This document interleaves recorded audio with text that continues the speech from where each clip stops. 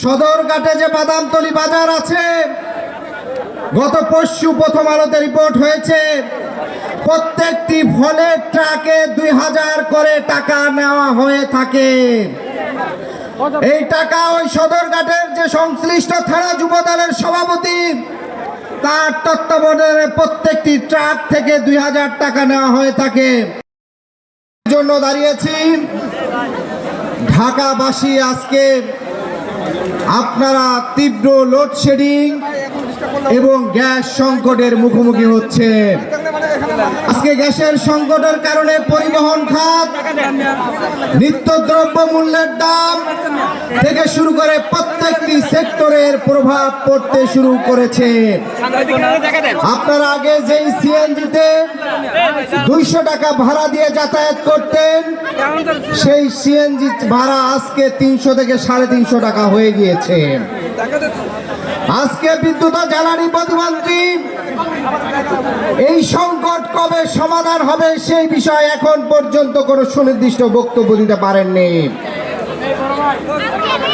আজকে প্রত্যেকটি সেক্টরে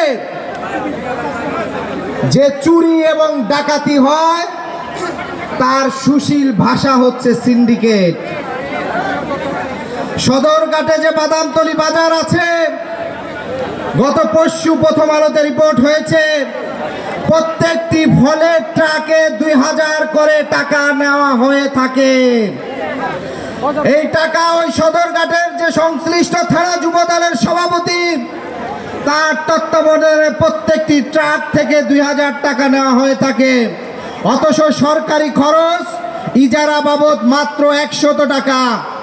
প্রতিটি ট্রাকে যদি এরকম 2000 করে টাকা নিয়ে থাকে, শুধুমাত্র বাদামতলী বাজার থেকেই এক মাসে 90 লক্ষ টাকার অধিক চাঁদা উত্তোলন করা হয় সরকারি দলের এই নেতা কর্মীদের মাধ্যমে। আজকে এই চাঁদা উত্তোলনের টাকা দিয়ে সন্ত্রাসী পেলে বিরোধী দলের উপর হামলা মামলা করে ফুটপাতে হকার বসিয়ে তাদের থেকে চাঁদা উত্তোলন করে এই রাজনীতি কায়েম করে তারা এটার নাম দিয়েছে, দীর্ঘ 30 বছরের রাজনীতির অভিজ্ঞতা, এই সন্ত্রাসী রাজনীতির নাম দিয়েছে যে আমাদের রাজপথে দখলে। এনসিপি গঠিত হওয়ার পর থেকে এনসিপির কোনো নেতৃবৃন্দ এই ধরনের অবৈধ টাকা লেনদেন কিংবা চাঁদাবাজির সাথে সংশ্লিষ্ট নয়।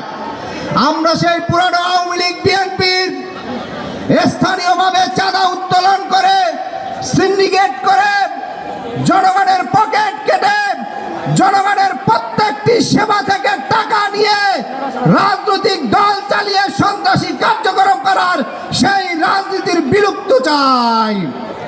আমরা স্পষ্ট বলতে চাই,